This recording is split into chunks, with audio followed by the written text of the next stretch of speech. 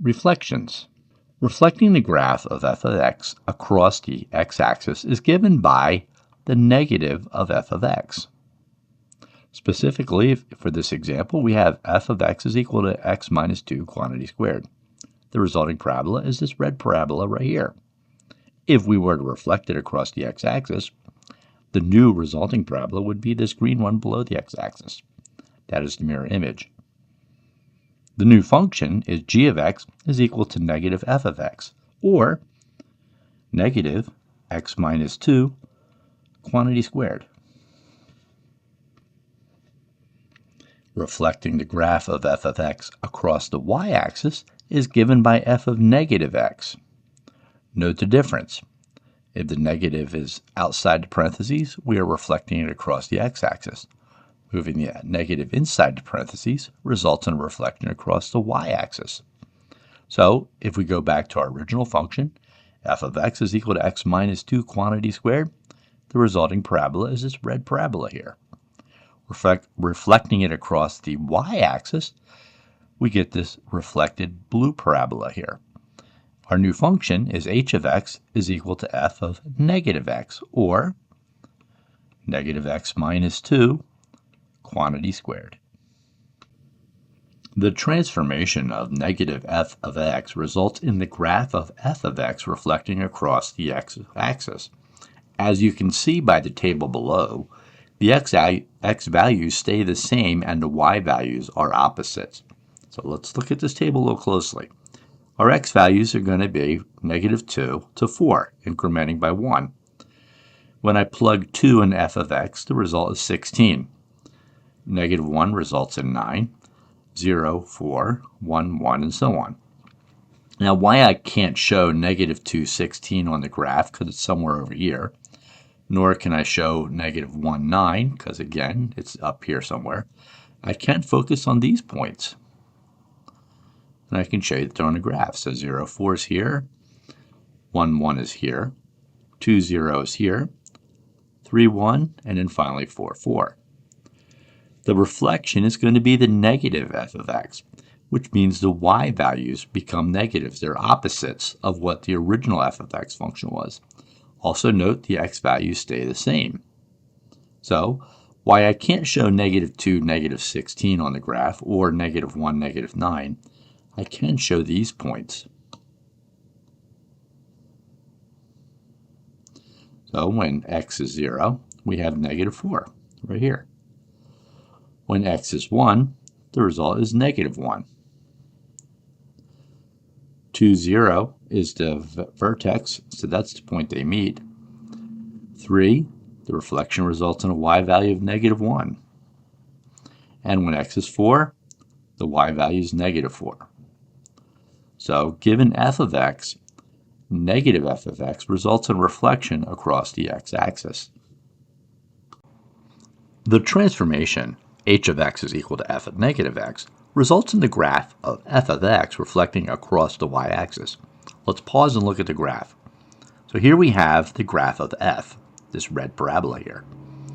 This blue parabola is the graph of h, the reflection, where the y-axis is acting as a mirror. So this is the original function. Its reflection is on the left side. Now let's continue reading. As you can see by the table below, referring to this table here, the y values stay the same but coordinate with the opposite x values. So if we look at the y value for f of x, we have 25, 16, 9, 4, 1, 0, 1. And we also have 25, 16, 9, 4, 1, 0, 1, but in opposite order. This is descending and this is ascending. They're coordinating with the opposite y values. Let's examine that a little bit further. Recall from a few slides ago that f of x was defined as x minus 2 squared. Therefore, f of negative 3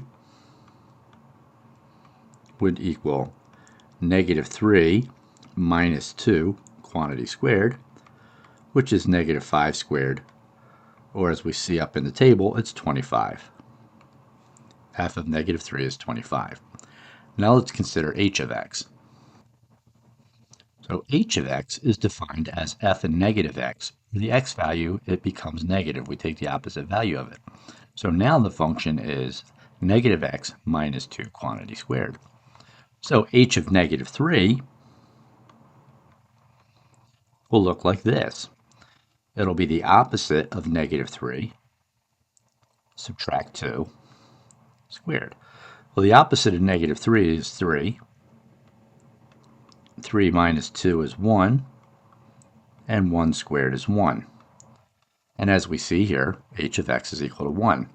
Now what's interesting, let's look at the opposite value. Okay, so negative 3 for f of x is 25. Positive 3, f of x is 1. But when we look at the h of x, they flip. So negative 3 becomes 1, and the h of x value for 1 becomes 25. And it's the same as we move up and down the table. Opposite values flip. So we notice that f of 2 is 0 and h of 2 is 16. When we go to its opposite value, f of negative 2 is 16, but h of negative 2 is 0.